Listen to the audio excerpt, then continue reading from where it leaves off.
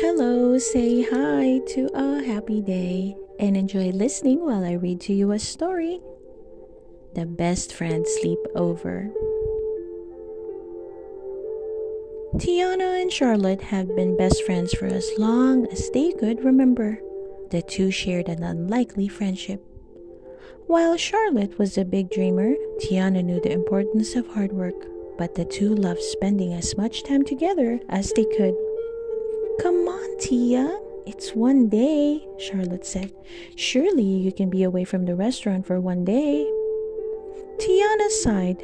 For days, Charlotte had been trying to talk her into going into a shopping trip. The problem was, Tiana just had too much to do at her restaurant. She barely had time to sit down, much less take a whole day off. Please, pretty please, with powdered sugar on top, Charlotte pleaded. Tiana looked around the kitchen. She still had to finish the gumbo, make the cornbread, and prepare that night's special dish.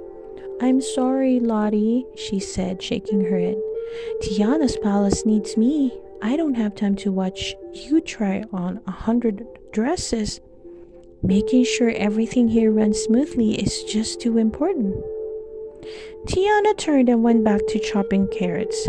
Maybe next week, she said, or the week after that. Charlotte crossed her arms and pouted. All you think about is your restaurant, she said. What about your friends? This is important. I need a new dress for Big Daddy's gala.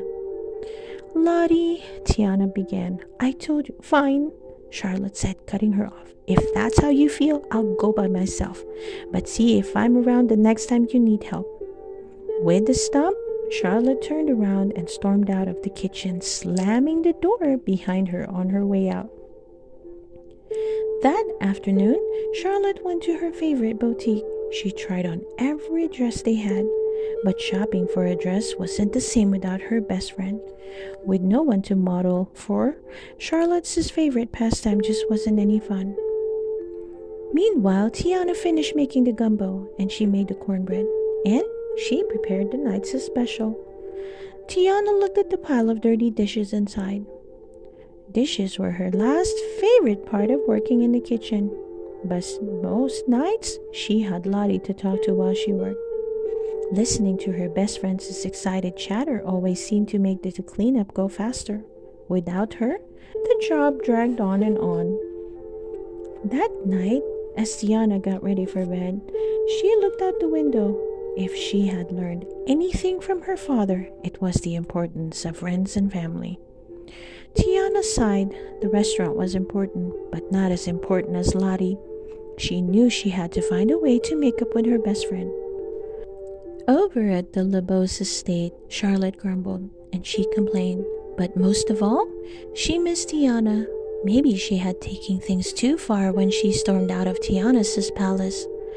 After all, the restaurant had been Tiana's dream for as long as Charlotte could remember, and making sure it ran smoothly was important. Lottie knew she had to find a way to make up with her best friend. The next morning, Tiana heard a noise coming from the kitchen. Then she smelled something burning. Flinging open the door, she found Charlotte standing over a pot of boiling oil and burnt beignets.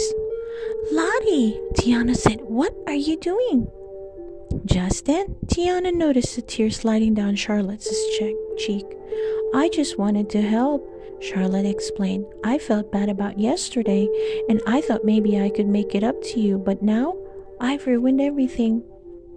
Tiana sighed and hugged Charlotte. I'm sorry too. I should have remembered that some things are more important than my restaurant, and you're right at the top of that list.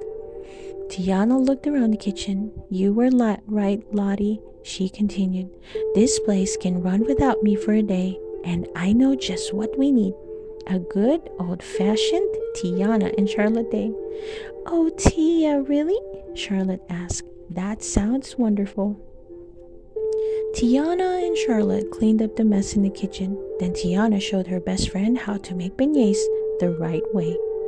In no time, Charlotte was rolling out the dough and frying up perfect beignets. Now that's more like it, she cried, examining her hard work. Next, the two went shopping. Charlotte tried on dress after dress. All the gowns that had seemed drab and boring the day before seemed perfect now. Soon, Charlotte found the one, not two, but three dresses for Big Daddy's gala. She even helped Tiana pick out the perfect gown. That night, Tiana lay on Charlotte's bed. "What are you doing, Lottie?" she called to her best friend. "I'm exhausted. Let's go to bed." "I'm looking for—" Charlotte began, then trailed off. "Where is it?" "Ah!" Charlotte poked her head out of the closet. "This," she said, holding up a book. Tiana smiled. It was the book her mother had read to them as children. "What a perfect way to end her day," she said. Charlotte nodded and scrambled onto the bed next to Tiana.